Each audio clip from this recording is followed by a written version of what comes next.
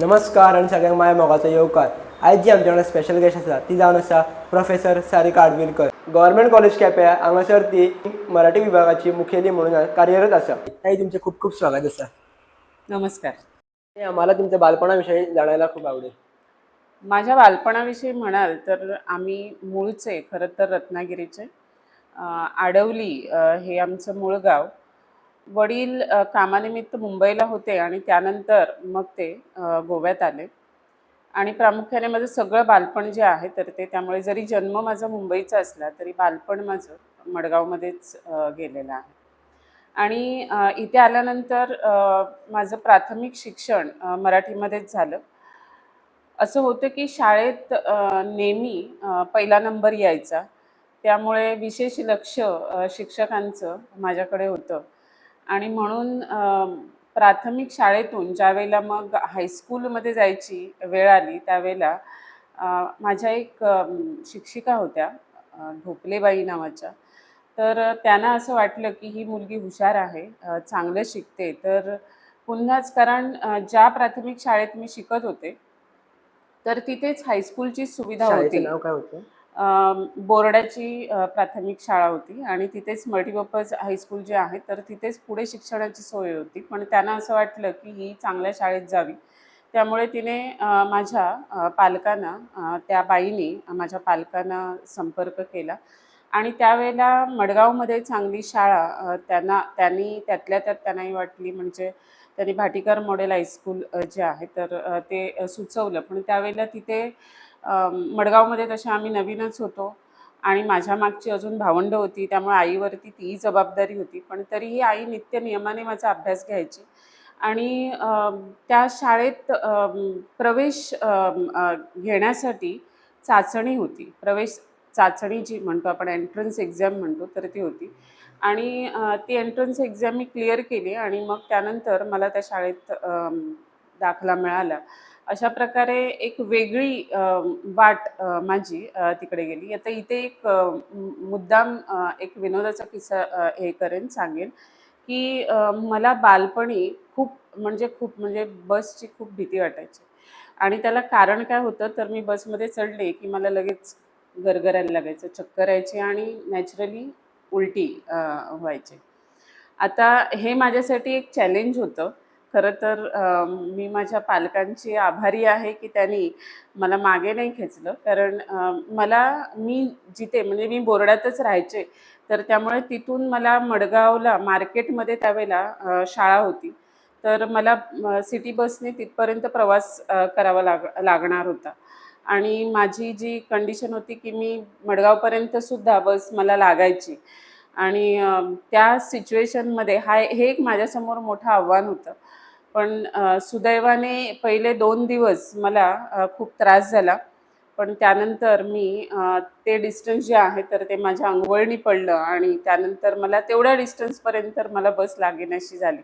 त्यामुळे शाळेतला हे जो होता तर तो प्रवास खूप छान होता। शाळा नावाजलेली होती, चांगले शिक्षक होते आणि त्यामुळे पुढे अजून जाण्यास मदत झाली। पण इकडे नाही हाय सेकंडरी लाईफ आणि कॉलेज लाईफ। हां, की मी पुढे चांगलं शिकावं किंवा हे करावं, पण तरीही पुढे शिकायची इच्छा होती, तर त्यामुळे मग आई-वडिलांनी विचार केला आणि मला आता कुठे प्रवेश घ्यावा अशी ही सुरुवात झाली। त्याच वेळेला माझ्या पप्पांनी म्हणजे माझ्या वडिलांनी त्यांचेच परिचित आणि आमचे शेजारी होते ते फर्नांडिस सर नावाचे, जे पुढे नंतर मग गोवा विद्यापीठामध्ये डेप्युटी रजिस्ट्रार म्हणूनही होते। तर त्यांच्याकडे मला घेऊन गेले, कारण गाईडन्स हवा होता की मी पुढे काय करावं।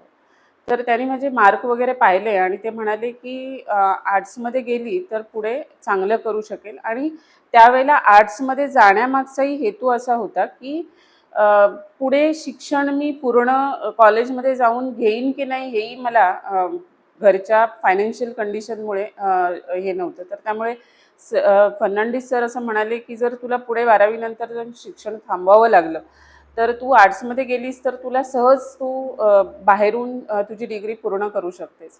तर हा विचार करून कॉलेजमध्ये प्रवेश मिळवला आणि त्यावेळेला आर्ट्ससाठी चांगलं कॉलेज म्हणजे हाय सेकंडरी म्हणजे चौगुलेमधली हाय सेकंडरी होती. त्यामुळे पुढची 5 वर्ष माझं पूर्ण शिक्षण जे आहे तर ते चौगुलेमध्ये झालं. कारण सुदैवाने मला अर्धवट कॉलेज सोडायची वेळ आली नाही आणि मी असं म्हणेन की अजून माझं चांगलं लक असं होतं की मी पुढेही ग्रॅज्युएशन नंतरही मी MA पर्यंत पुढे माझं शिक्षण जे आहे तर ते घेतलं. खरं माझा हे जो आहे तर तो चौगुले कॉलेजमध्ये आल्यानंतर झाला असं म्हणायला लागेल. कारण माझा विषय जो आहे मराठी हा विषय, तर या विषयीची आवड मला आधीपासूनच होती. म्हणजे बालपणाविषयी मी जर सांगायला गेलं तर आम्ही इथे येण्यापूर्वी म्हणजे माझं आजोळ जे आहे तर ते रत्नागिरीला पावसपासून एक नाखरे नावाचं गाव आहे आणि तिकडे होतं आणि कामानिमित्त वडिलांची नेहमी इकडून तिकडे जाणं येणं असल्यामुळे आम्ही लहान होतो. आमच्या पाठची भावंडं होती. तर त्यामुळे मी आणि माझी मोठी बहीण आम्ही दोघेही आमच्या आजोळी काही काळ म्हणजे मी शाळेत प्रवेश घेण्यापूर्वी माझ्या आजोळी मामांच्या गावी राहत होते काही काळ. तर त्यावेळेला माझी मोठी बहीण जी आहे तर तिला तिथल्याच शाळेत तिचा दाखला झाला होता. ती त्या शाळेत जात होती आणि मला मी असं म्हणेन की त्यावेळेला माझे आजोबा जे होते तर त्यांनी मी लहान असताना म्हणजे मी अगदी लहान असतापासून त्यांनी मला वाचनाचे धडे दिले. आधी सुरुवातीला घरीच असल्यामुळे घरी मावश्या होत्या. तर त्यामुळे मावशीनी आणि इतर मामा वगैरे त्यांनी पाटी घेऊन अक्षरं गिरवायला शिकवली. त्यामुळे मला अक्षर ओळख झाली. शाळेत जाण्यापूर्वीच मला अक्षर ओळख झालेली होती. आणि मग हळू-हळू आजोबा काय करायचे, की साधं एखादं पुस्तक असेल किंवा एखादा पेपर आपण काहीतरी पुड्या बांधायच्या आणि त्यातून येणारा पेपर जो असेल, कागदाचा तुकडा म्हणू आपण, तर त्याच्यावरती छापलेलं जर काही असेल, तर तेही माझ्यासमोर ठेवायचे. ज्यावेळेला मला अक्षर ओळख झाली, मला वाचता येऊ लागलं, त्यावेळेला ते म्हणायचे, की "वाच." आणि त्यामुळे मला वाचनाची आवड निर्माण झाली आणि माझ्या आजोळी आईची वगैरे किंवा त्यांच्या भावंडांच्या आधीपासूनच अशी ट्रंक भरून अशी खूप छान पुस्तकं होती आणि आम्ही सुट्टीत ज्यावेळेला जायचो तिकडे, त्यावेळेला आम्ही भरपूर वाचन करायचो आणि ही वाचनाची आवड मला अगदी शाळेत मी प्रवेश घेण्यापूर्वीपासून होती. त्यामुळे मी काय करायचे, की मग आता म्हणजे अक्षर ओळख झाली, मला वाचता येतंय, तर मी माझ्या मोठ्या बहिणीची पाठ्यपुस्तकं जी आहेत, तर ती घेऊनही त्यावेळेला वाचत होते. ज्यावेळेला माझ्या शाळेत खरं तर रीतसर प्रवेश झालेला नव्हता, त्यावेळेला सुद्धा मी वाचत होते. तर ही आवड जी आहे, तर ती त्यामुळे पहिलं वाचन कसलं झालं, तर मग कवितेचं झालं किंवा छोटे-छोटे धडे असतील, तर ह्यांचं वाचन झालं. त्यामुळे वाचनाची आवड लागल्यामुळेच पुढे साहित्याकडे कल झुकू लागला आणि हे मला कळायला मी चौगुले महाविद्यालयामध्ये प्रवेश घेईपर्यंत आणि असं मी म्हणेन की 11वी-12वीचं वर्षही तसंही नॉर्मल जे आपण म्हणतो तर त्यांच्याप्रमाणे गेलं. पण मी ज्यावेळेला कॉलेजमध्ये फर्स्ट इयरला प्रवेश घेतला आणि त्यानंतर मी मराठी विषय घेतल्यावर माझा कल साहित्याकडे आहे, ह्याची जाणीव जी आहे तर ती मला हळू-हळू होऊ लागली. खरं तर ती 11वी-12वी पासूनच झाली होती. कारण 11वीला मी मराठी विषय घेतला होता आणि आम्हाला ओमप्रकाश परब नावाचे सर होते आणि त्यांनी सुद्धा मला ह्या विषयाची आवड निर्माण करण्याकडे त्यांचाही मोठा हातभार आहे असं मी म्हणेन. आणि त्यानंतर कॉलेजमध्ये प्राध्यापक श्रीकृष्ण अडसूळ सर तर यांनी आणि त्यावेळेला ज्या मॅडम होत्या पंडित डॉक्टर अर्चना पंडित यांनी सुद्धा माझा साहित्याकडे असलेला कल जो आहे तर तो जाणून मला त्या दृष्टीने मार्गदर्शन केलं आणि पुढे मी त्या दृष्टीने मग पुढे लेखन सुरू झालं. काही सुरुवातीला कविता लिहिल्या गेल्या. त्यानंतर महाविद्यालयाचं विद्या नावाचं जे काय म्हणू आपण वार्षिक यायचं. तर त्या वार्षिकामध्ये सुद्धा सातत्याने लेखन जे आहे तर ते करू लागले. त्याच दरम्यान वृत्तपत्रामध्येही काही छोटं-मोठं लेखन जे आहे तर ते येऊ म्हणजे लागलं. कॉलेजात असतानाच तुम्ही लिहायला सुरुवात केली हो, होती. कॉलेजमध्ये असतानाच मी लिहायला सुरुवात केली होती. पण तो दृष्टिकोन म्हणजे मी पुढे जाऊन लेखन करेन असा नव्हता. त्यावेळेला वाटलं, मनात आलं, शिक्षकांनी प्रोत्साहन दिलं आणि त्यामुळे लिहायला लागले असं होतं. पण आणि आता नंतर तुमची कॉलेज झाल्यानंतर आणि तुम्ही शिक्षिका होण्याच्या अगोदर तुमचा काळ होता, तो कसा काळ होता? कॉलेज झाल्यानंतर आणि शिक्षिका होण्याचा कालखंड जर म्हणाल तर तो पूर्ण विद्यार्थी दशेतलाच कालखंड होता असं मी म्हणेन. कारण लेखन म्हणजे त्यापूर्वी जर लेखन म्हटलं तर मी कविताच लिहित होते. दरम्यान कविता हळू कुठेतरी प्रकाशित करणं असाच कल होता. पण हा मधला प्रवास जो आहे तर तो वाचन बरचसं केलं. कारण वाचनावरतीच माझा जास्त हे होता. कारण आम्ही अगदी लहान म्हणजे शाळेत असल्यापासून मी वाचन जे आहे तर ते करत आलेले आहे. म्हणजे आजच्या युवा पिढीला मी म्हणेन की आजची जर मी अगदी माझा मुलगा सुद्धा जरी घेतला तरी सुद्धा आजची मुलं फार कमी वाचतात. पण आम्ही शाळेत असताना आम्हाला आज तुमच्याकडे मोबाईल आहेत, अनेक गोष्टी आहेत, बरेच गॅजेट्स आहेत. पण आमच्याकडे तसं नव्हतं. शाळेला सुट्ट्या लागल्या की काय करायचं? किती खेळणार तुम्ही बाहेर? किती हे करणार मौज-मजा?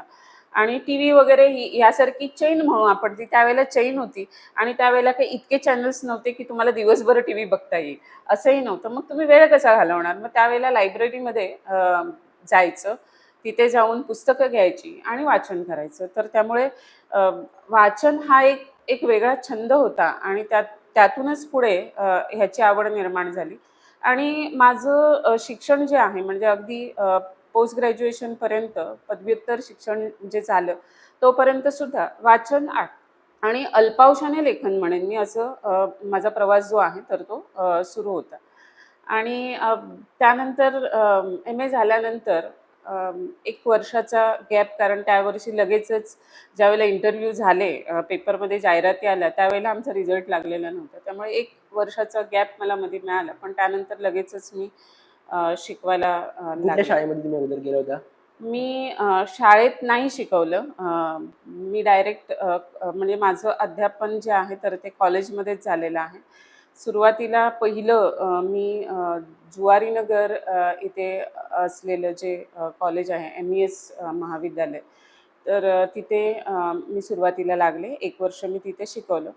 आणि त्यानंतर मग कसं असतं की एकदा कॉलेजमध्ये झालं की ती तात्पुरती नोकरी असते. 1 वर्षानंतर तुमचं ते हे जातं. म्हणजे जोपर्यंत तुम्हाला पर्मनंट मिळत नाही नोकरी, फुल टाईम मिळत नाही, तोपर्यंत तुम्हाला अशा गोष्टी ट्राय कराव्या लागतात. तर त्यामुळे सुरुवातीला ते 1 वर्ष झाल्यानंतर पुन्हा जाहिराती आल्या. चौगुले कॉलेजमध्ये ही जाहिरात होती आलेली. तिथेही पोस्ट होता. तर त्यामुळे मी तिकडे अप्लाय केलं आणि त्यानंतर मग सलग जवळ-जवळ 15-16 वर्ष मी चौगुले महाविद्यालयामध्येच मराठी विभागामध्ये अध्यापनाचं कार्य केलं. तो प्रवास कसा होता तुमचा? तो प्रवास खरं तर खूप चांगला होता. कारण किती म्हणजे अं, एकतर्फे असं म्हणू की मी पुन्हाच माझ्या घरी परत आल्यासारखं मला वाटलं होतं. कारण कॉलेजमधल्या इतक्या चांगल्या हे होत्या. कारण तो एक लर्निंग प्रोसेस म्हणतो ना, तसा चौगुले कॉलेजमध्ये मी घडले. म्हणजे अगदी विद्यार्थी दशेमध्ये आणि त्यानंतरही ज्यावेळेला मी प्राध्यापक म्हणून तिथे शिकवलं, त्यावेळेला सुद्धा एक छान लर्निंग प्रोसेस म्हणू आणि एक चांगल्या आठवणी माझ्या चौगुले महाविद्यालयाशी निगडीत आहेत. कारण अ, खरंच मी तिथे घडले. कारण विद्यार्थी दशेमध्ये शिक्षकांच्या मध्ये आणि ज्यावेळेला मी तिथे रुजू झाले प्राध्यापक म्हणून, त्यावेळेला अवतीभोवती माझेच शिक्षक जे आहेत, तर ते माझे कलीग म्हणून होते आणि त्यांचा माझ्याकडे पाहण्याचा दृष्टिकोन तोही थोडासा विद्यार्थी आहे आमच्याच कॉलेजची आणि आता प्राध्यापक होऊन येते. त्यामुळे सगळ्यांनीच समजून घेतलं, जाणून घेतलं. बऱ्याचशा गोष्टी नव्याने शिकता आल्या आणि सगळ्यात महत्त्वाचं म्हणजे चौगुले महाविद्यालयाचं एक हे आहे म्हणजे त्यांचं व्हिजन जे आहे त्याच्यामध्ये त्यांनी असं म्हटलेलं आहे, की आम्ही पायोनियर आहोत. पायोनियर ह्या शब्दाचा अर्थ असा आहे, की जो वाठाड आहे, जो पुढे जातो, ज्या कुठल्याही नाविन्याच्या ह्याच्यामध्ये आणि शिक्षण क्षेत्रामध्ये त्यांनी पायोनियर असं म्हटलं होतं आणि त्यामुळे आज ज्या आपण असं म्हणू, की आधुनिक युगामध्ये ज्या शिक्षणासाठीच्या ज्या नवीन ज्या सगळ्या या आहेत टेक्नॉलॉजी असेल किंवा त्यानंतर मग अध्यापनाच्या नव्या दिशा असतील, अध्यापनाच्या नवीन पद्धती असतील, तर ह्या सगळ्या ज्या आहेत तर त्याचं सुरुवातीला चौगुलेमध्ये इम्प्लिमेंटेशन होताना दिसलं. कारण चौगुले उद्योग समूहाचं हे महाविद्यालय असल्यामुळे ते स्वतःच द्रष्टे होते आणि त्यावेळेला उमाजी चौगुले जे आहेत श्री उमाजी चौगुले हे त्या ह्याचे ट्रस्टी होते चौगुले महाविद्यालयामध्ये. आणि त्यावेळी त्यांना महाविद्यालयामध्ये एक नवीन म्हणजे ही शिक्षण क्षेत्रामध्ये जो हा बदल होऊ घातलेला आहे, तर तो बदल जो आहे तर तो नव्याने ह्या महाविद्यालयामध्ये आणण्याचा त्यांनी प्रयत्न केला. त्यासाठी त्यांनी बऱ्याच नवीन गोष्टी आणल्या. मेन म्हणजे आधी टेक्नॉलॉजी आली. त्या टेक्नॉलॉजीचा वापर जो आहे तर तो करणं आलं. आणि ते समजून घेता घेता शिक्षण क्षेत्रामधल्या ज्या काही नवीन चॅलेंजेस म्हणू आपण, तर ही जी आव्हानं होती तर तीही इकडे आल्यामुळे ती आव्हानं पेलण्यासाठी ज्या संधी हव्या होत्या तर त्या संधी मिळाल्या. त्यामुळे एक शिक्षक म्हणूनही मी चौगुले महाविद्यालयामध्ये खूप चांगलं मला घडता आलं. तिकडचा एक खास एक्सपिरियन्स तुमच्याकडे कुठला असेल? मला खूप एक तिकडचा आठवणीचा एक अनुभव. ज्या विभागामध्ये मी काम करत होते, मराठी विभाग, तर तसंही विद्यार्थ्यांची संख्या म्हणजे असं मी म्हणेन की संख्येने कमी असले तरी चांगले गुणवंत विद्यार्थी आणि ज्यांना खरंच आवड आहे विषयाची, असे विद्यार्थी जे आहेत तर ते ह्या महाविद्यालयामध्ये किंवा ह्या विभागामध्ये येत होते. आणि त्यामुळे संख्या कमी असल्यामुळे आमचा अप्रोच जो आहे त्या सगळ्या विद्यार्थ्यांकडे तो असा 1 to 1 होता. त्यामुळे खूप विद्यार्थी आम्हाला खूप क्लोज होते आणि आम्हीही विद्यार्थ्यांकडे चांगलं लक्ष जे आहे तर ते देऊ शकत होतो. तर म्हणून कितीतरी चांगले विद्यार्थी जे आहेत तर ते घडवता आले. आणि मी आत्ता म्हटलं त्याप्रमाणे नवीन संधी किंवा नवीन आव्हानं जी आहेत शिक्षण क्षेत्रामधली, तर ती ह्या महाविद्यालयाने इथे आणल्यामुळे आम्हालाही नवीन प्रयोग जे आहेत तर ते करता आले. म्हणजे आता मी काही उदाहरणं देऊ शकेन. आणि ती म्हणजे विद्यार्थ्यांना लिहितं करण्यासाठी त्यांना काहीतरी इन हाऊस काही गोष्टी ज्या आहेत तर त्या उपलब्ध असणं गरजेचं होतं. आणि चौगुले महाविद्यालयामध्ये त्यावेळेला एक न्यूजलेटर हे एक छोटं असतं आपल्या विभागापुरतं. प्रत्येक विभागाने आपलं स्वतःचं असं एक न्यूजलेटर एक छोटं वृत्तपत्र जे आहे तर ते तयार करावं आणि वर्षभरामध्ये त्याचे काही अंक जे आहेत तर ते यावेत असं महाविद्यालयाच्या वतीने सांगण्यात आलं. आणि त्यामुळे प्रत्येक विभागाचा एक स्वतःचं असं न्यूजलेटर येऊ लागलं. त्या न्यूजलेटरमध्ये काय होतं म्हणजे ते माझ्यासाठी सुद्धा तो एक लर्निंग प्रोसेस होता असं मी म्हणेन. कारण त्या वेळेपर्यंत आधीच मुळात विषय मराठी आणि संगणकाशी आमचा परिचय जो आहे तर तो तेवढाही नव्हता. कारण त्या कालखंडापर्यंत म्हणजे हे मी 2003, 4, 5 ह्या कालखंडामध्ये मी बोलते की त्यावेळेला एवढाही आपण लॅपटॉपशी हे नव्हतो जोडलेले नव्हतो. म्हणजे त्यावेळेला नुकतंच ही सगळी टेक्नॉलॉजी जी आहे तर ती येऊ घातलेली होती. आणि त्यात पुन्हा देवनागरीमध्ये टाईप करणं म्हणजे आपण तसंही कीबोर्ड बघून आपण इंग्रजीमधली अक्षरं जी आहेत तर ती टाईप करणं तसंही तुम्हालाही हा तुमचाही अनुभव असेल खरं तर आजकाल सगळ्यांचंच. पण देवनागरीमध्ये टाईप करणं हे तसंही अवघड होतं. आज ते तितकंही अवघड नाही आहे असं मी म्हणेन. पण ते त्यावेळेला होतं कारण त्यावेळेला काही सॉफ्टवेअर जे आहेत तर तेच फक्त देवनागरीसाठी वापरले जायचे. आणि त्यामध्ये आयलिप असेल किंवा लिप सॉफ्टवेअर असेल, शिवाजीसारखा फॉन्ट असेल, अशा काही गोष्टी ज्या आहेत किंवा श्रीलिपी असेल. आणि श्रीलिपी फक्त जिथे काय म्हणू आपण की पब्लिकेशन हाऊसेस असतात तर तिथेच त्याचा वापर म्हणजे वृत्तपत्रामध्ये असेल किंवा इतर ठिकाणी असेल. आणि ते सगळे पेड होते त्यामुळे ते घेणंही फार अवघड होतं. आणि त्यातल्या त्यात लिप सॉफ्टवेअर जो आहे तर तो अवेलेबल केला गेला. आणि आम्हाला ते शिकावं लागत होतं त्यावेळेला. म्हणजे टायपिंगपासून ते न्यूजलेटर छापण्यापर्यंतचा प्रवास जो आहे तर तो मुलांसोबत आम्हाला करावा लागला. मुलांना शिकवण्यासाठी आधी आम्हाला शिकावं लागलं. आणि मुलांनी शिकून झाल्यानंतर मग त्यांना त्या आणि विचार कसा होता की फक्त टायपिंग नव्हे तर मुलांनी लेखन करायचं आणि मुलांनी लेआउटिंग सुद्धा आपणच करायचं. तर हा प्रवास जो आहे तर तो विद्यार्थ्यांसोबत मीही केला असं मी ते म्हणू शकेन. त्याच्यानंतर तुमच्या साहित्याकडे पुन्हा हे झालं प्रवास. हा सायमल्टेनियसली सुरूच होतं कारण एकदा कॉलेजमध्ये प्राध्यापक म्हणून गेल्यानंतर आणि चौगुले महाविद्यालयातील मराठी विभाग जो आहे तर त्याला एक चांगली परंपरा आहे. त्यामुळे तिथे काय म्हणेन मी की चांगले नावाजलेले आज गोव्यामध्ये जे साहित्य समीक्षा ह्या क्षेत्रामध्ये नावाजलेल्या लोकांनी त्या महाविद्यालयामध्ये अध्यापन केलेलं आहे. त्याच्यामध्ये डॉक्टर सोमनाथ कोमारपंत सर असतील जे माझे शिक्षक आहेत. त्यानंतर मग त्यापूर्वीसुद्धा अनेकांनी तिथे काळे सर असतील.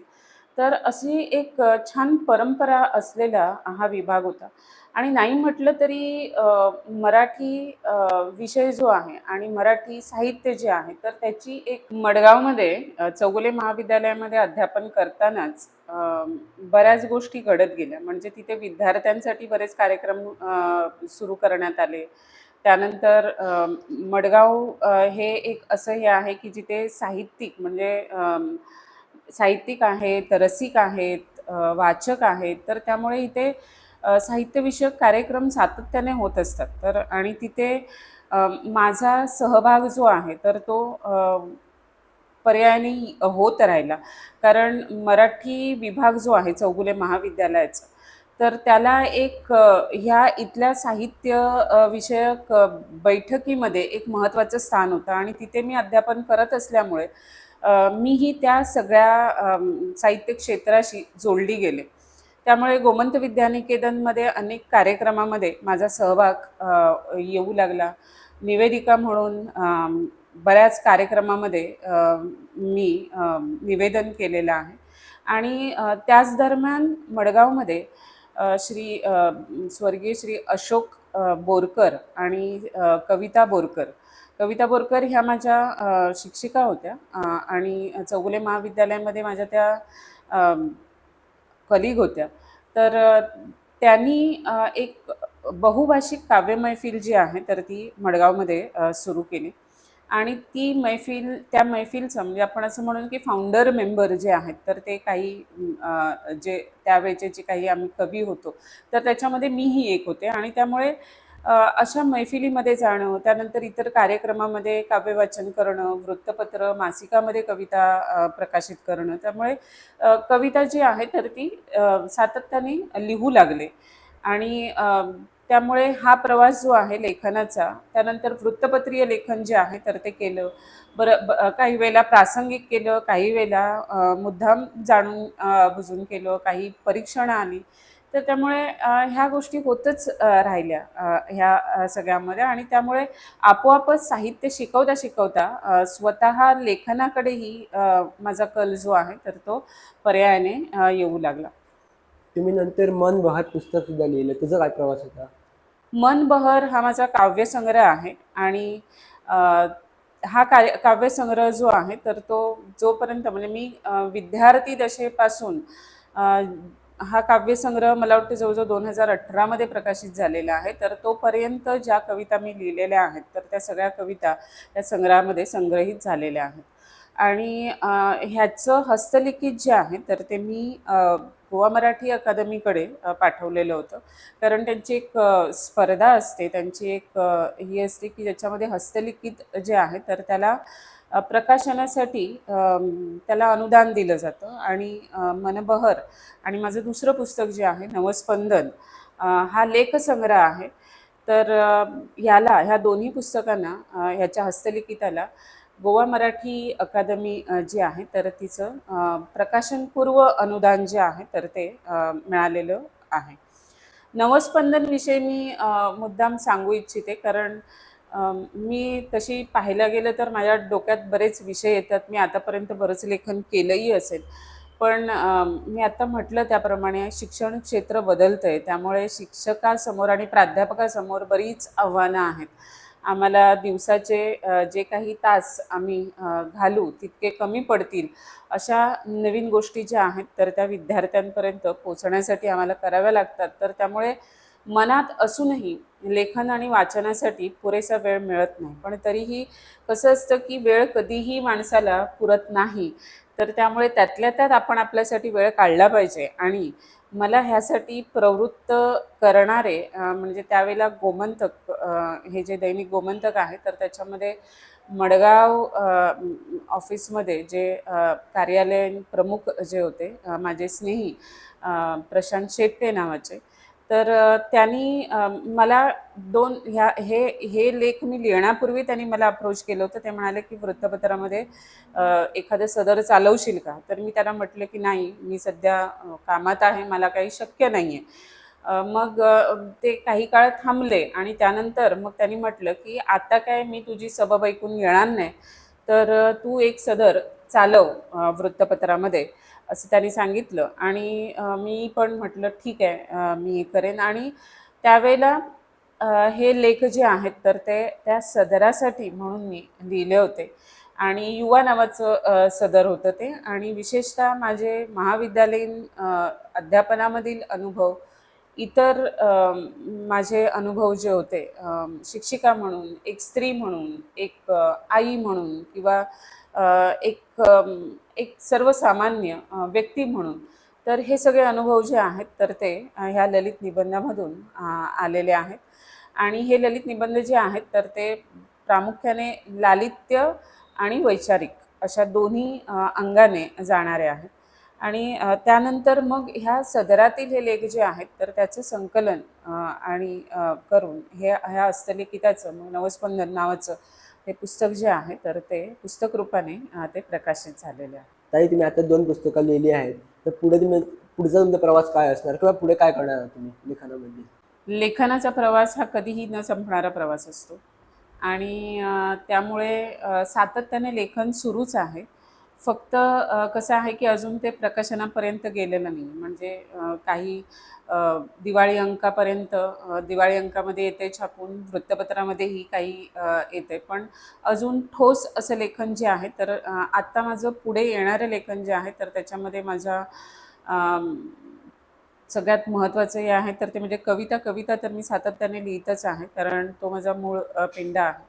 आणि त्यासोबतच आता एक व्यक्तिचित्र जी आहेत आणि ही व्यक्तिचित्र म्हणजे माझ्या आयुष्यामध्ये मला ज्या व्यक्ती भेटल्या आणि ज्या मला भावल्या, ज्या मला वेगळ्या वाटल्या, तर अशा व्यक्तींची व्यक्तिचित्र जी आहेत तर ती यानंतर येणार आहे. कारण मी एकाच साच्यामध्ये लेखन करणं हे मला जमत नाही. कारण मी मुळातच साहित्याचे अभ्यासक असल्यामुळे मला नवीन-नवीन प्रयोग जे आहेत तर ते करायला आवडतील आणि त्यामुळे आता मी व्यक्तिचित्र हा प्रकार जो आहे तर तो पुढे लेखनासाठी घेणार आहे आणि पुढे त्यानंतर माझं आत्मचरित्र जे आहे तर तेही लिहिण्याचा मानस आहे, पण तो इतक्यात नाही आहे. त्याआधी काही अजून पुस्तकं जी आहेत तर ती येतील आणि सगळ्यात मेन म्हणजे प्राध्यापक असल्यामुळे समीक्षात्मक लेखन जे आहे तर ते करायला खूप आवडतं आणि तशा संदर्भातील पुस्तकं जी आहेत तर तीही प्रकाशित करण्याचा मानस आहे. तर आणि आता लगेचच एक प्रातिनिधिक कविता संग्रह गोमंतकीय कवयित्रींचा येतो आणि त्यामध्ये सुद्धा माझ्या काही कविता ज्या आहेत तर त्या प्रकाशित होणार आहेत. त्यापूर्वीही गेल्या वर्षी बहुतेक असेल की पणजी येथील साहित्यसेवक मंडळ जे आहेत तर त्यांच्या वतीने एक बालकवितेचा संग्रह जो आहे तर तो प्रकाशित झालेला आहे आणि त्यातही माझी बालकविता जी आहे तर ती प्रकाशित झालेली आहे. तर असं लेखन सातत्याने जे आहे तर ते सुरूच असेल आणि ईश्वराच्या कृपेने अजून पुढे पुस्तकं जी आहेत तर ती येत राहतील. तुमचा तर अनुभव खूप छान होता. मला तुमच्या अनुभवातला काही पिलर्स असेल, ते तुम्ही सांगू शकतात? म्हणजे पिलर्स. म्हणजे कोणी मला मार्गदर्शन करणाऱ्या व्यक्ती. तर सगळ्यांनाच त्यांच्या आयुष्यामध्ये त्यांना पहिली मार्गदर्शक जी असते तर ती आईच असते आणि आपले पालक असतात. तर त्यामुळे माझ्या बालपणापासून माझ्यावरती संस्कार करणारे माझे पालक आहेत, माझी आई आहे. तर त्यांच्या सहयोगाशिवाय पुढे जाणं शक्यच नव्हतं. तर त्यांचं ह्यामध्ये खूप मोठं योगदान आहे. त्यानंतर मी म्हटलं त्याप्रमाणे मला माझ्या सगळ्याच जीवनामध्ये मला पुढे जाण्यासाठी माझे शिक्षक आहेत, ज्यांनी मला मदत केलेली आहे. मी ह्यापूर्वी तुम्हाला नावं सांगितली त्यांची, की माझ्या प्राथमिक शाळेतील माझ्या बाई होत्या. त्यानंतर महाविद्यालयामध्ये मला प्रोत्साहन देणारे शिक्षक होते. आणि त्यांनीही माझ्या जीवनामध्ये त्यांचंही योगदान जे आहे तर ते मोठं आहे. माझ्या विद्यार्थी दशेमध्ये मी चौगुले कॉलेजमध्ये होते त्यावेळेला हल्लीच डॉक्टर नागनाथ कोत्तापल्ले यांचं निधन झालं. तर मी सेकंड इयरला होते आणि त्यावेळेला माझे शिक्षक प्राध्यापक श्रीकृष्ण अडसूळ सर यांनी मला नागनाथ कोत्तापल्ले सर गोव्यात येणार होते आणि महाविद्यालयामध्ये त्यांना आमंत्रित केलेलं होतं. आणि त्यावेळेला सरांनी मला सांगितलं की तू त्यांची मुलाखत घे.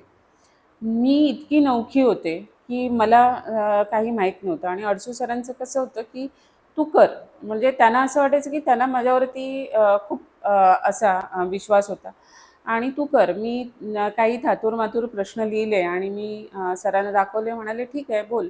आणि मी कोत्तापल्ले सरांची खूप आभारी आहे की त्यांनी जवळजवळ तासभर आम्ही दोघांनी एकत्र चर्चा केली.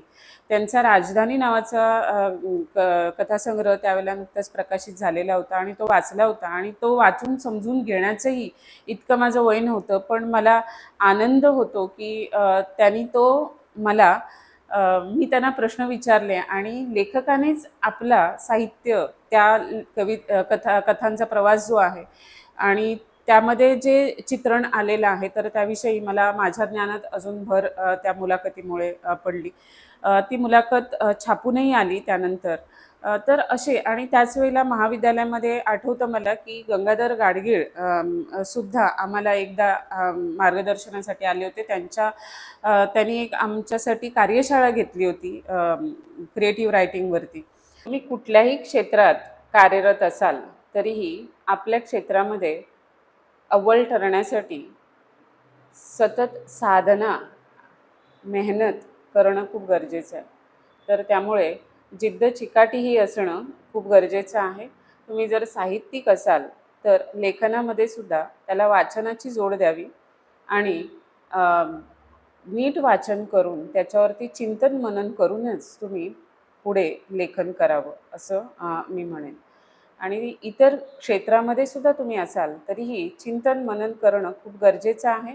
आपल्याला यश जे आहे तर ते सहज मिळत नाही. सहज मिळतं ते यश कायम टिकून राहत नाही.